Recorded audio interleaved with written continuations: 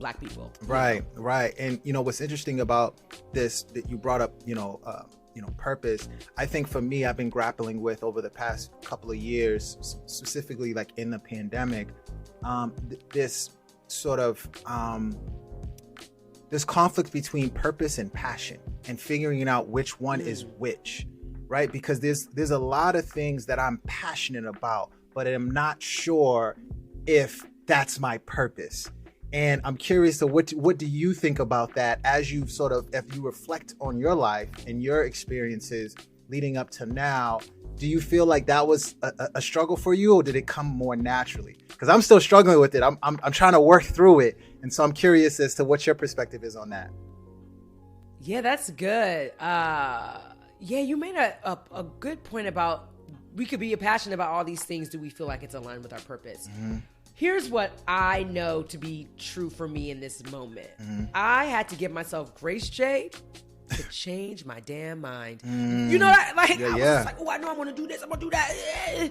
And by the time I got to the other side of it, I was like, check, we're good on this. Mm-hmm. Georgette, we don't have to do this anymore. There was a point where you wanted this. Like, perfect example, I work in TV production, freelancing, currently self-employed, doing different things creatively under my company Imprint. And production management is the nucleus of any production, whether it's TV, animation, films, commercials. We basically serve the creatives. The creative producers or the producers are our clients. So if they want a helicopter, a drone, blah, blah, blah, we have to tell them what's realistically possible to get it done and how much it's going to cost. But you are still responsible for making the creative vision come to life. I ain't gonna hold you, Jay. That stuff, I was gonna say, because I don't know if I can cuss, but I was like, that stuff gets old very quickly, right? Mm-hmm. Especially when you're aligned with shows or projects that just don't feel like it's you or represents you or is targeting you. Like, it's cool to say, like, I'm working on a Netflix show, cool. But I also know, but I also know that the same amount of energy that I'm spending in this space could be effort spent on the things that I would like to see come to fruition. And so, yes, I can have all these things that I enjoy doing. I am only now getting to the answer, realizing, Georgette, if it doesn't feel aligned with your purpose, it is okay to let it go. And don't feel like you have to marry the two. I have the things that I feel purposeful about. I have the things I do feel passionate about.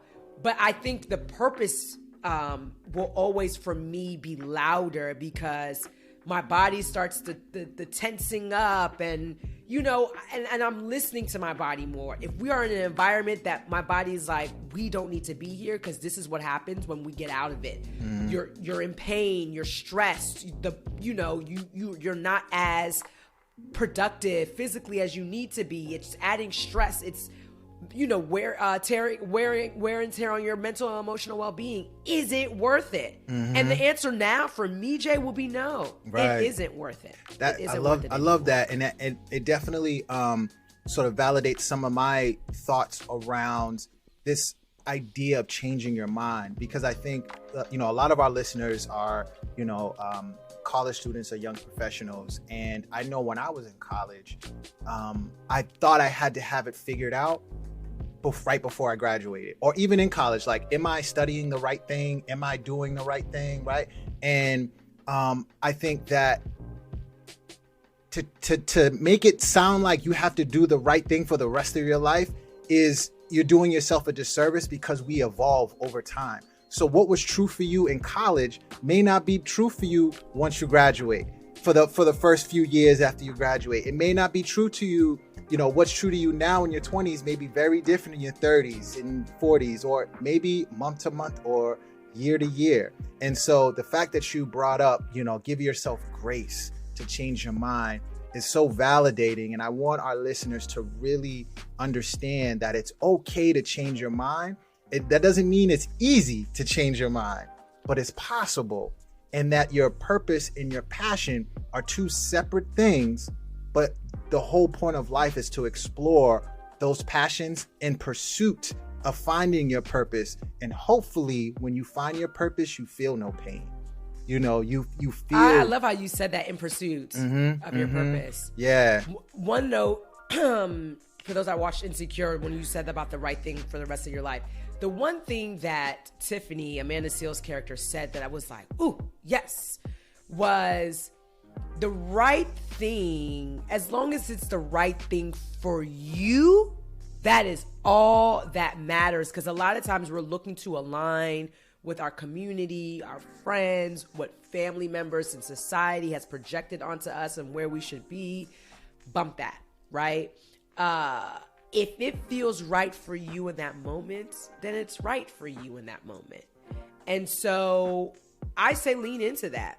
Constantly lean into that and not be afraid to always pivot. Because the reason why I wanted to note the changing your mind piece is tomorrow I could change my mind again. And that's okay. Right. For every moment that I am still breathing, I want to empower myself and others to know that you could always change your mind.